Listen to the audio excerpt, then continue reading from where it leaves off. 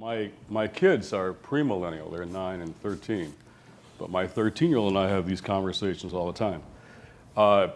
It's interesting because the survey, which I thought was very fascinating, you all should read the survey, talked about how millennials are not really fitting the old categories, either of their parents or their religions or their political parties, right?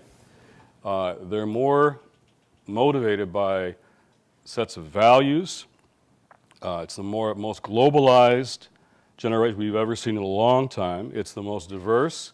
So you are a preview of America's future. America's going to look more like you down the road. So you're navigating that for us, which means you don't fit the old categories.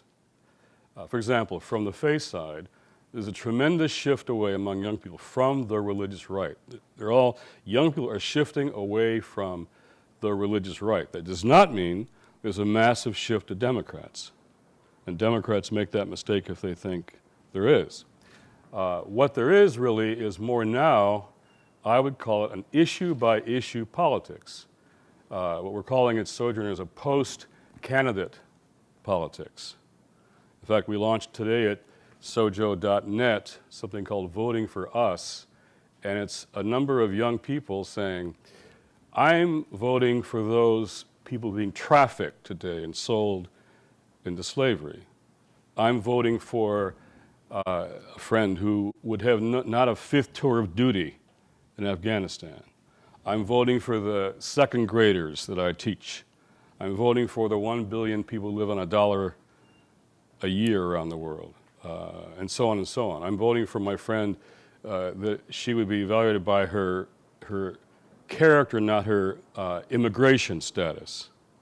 So they're voting for issues and people and out of relationships. And that really doesn't, they say, I'm now voting for a super PAC, a party, or a candidate. And I think that could reconfigure things. So your generation has a chance to reconfigure things, a lot of things, in the faith community, in the culture, and in politics.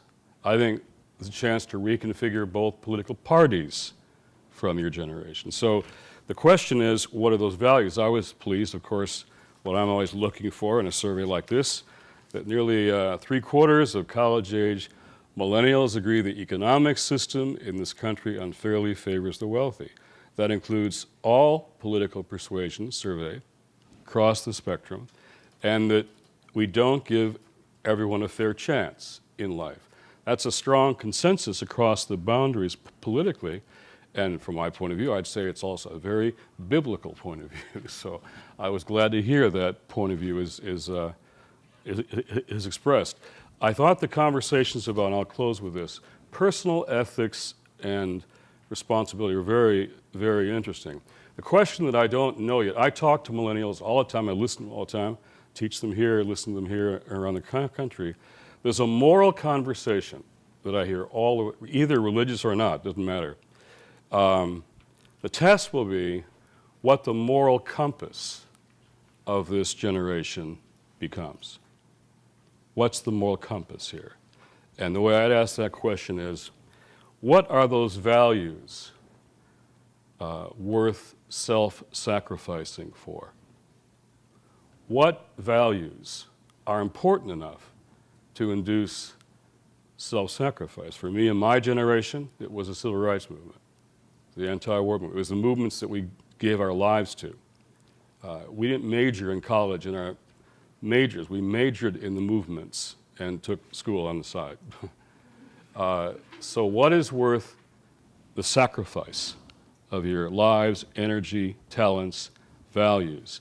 That's where your generation will make a difference, not so much what it thinks, but what it does. I talked to a millennial on the way in, and he said, to put values into politics, you got to take money out of politics. That was your point making.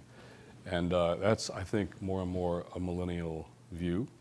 I am impressed with how Occupy has created the space for a new conversation about inequality. And so I think it may be discouraging, as your point, to some, but I think there's an initiative being taken here, and being at London Occupy in New York and Grand Rapids Occupy. There is even one in Grand Rapids. It's not that it's created a whole policy agenda and a strategy way forward, but it's created space for a conversation that wasn't happening. If you Google inequality before Occupy, there's not much there. Now it's all over the place. So that's a new conversation that I think your generation is going to be crucial to. The open space, I'll just comment there. You know, there was you all probably saw it before I did, there was a big YouTube video, I hate religion but love Jesus. It was a huge thing, millions and millions and millions of hits. So there is a reaction against aspects of the religious structures, and your comment about religious values, voter values. When value voters are defined as those who care about only abortion and gay marriage, it's a narrowing down of what values voters are. I think the biggest religious issue in this election, for example, is the census numbers on poverty. When half the country is now in poverty, that's a religious issue if I read my Bible right. But that's not seen as the values voters issue. So changing what the values, broadening them out, is really what the open space is going to do, I think, for religion and faith.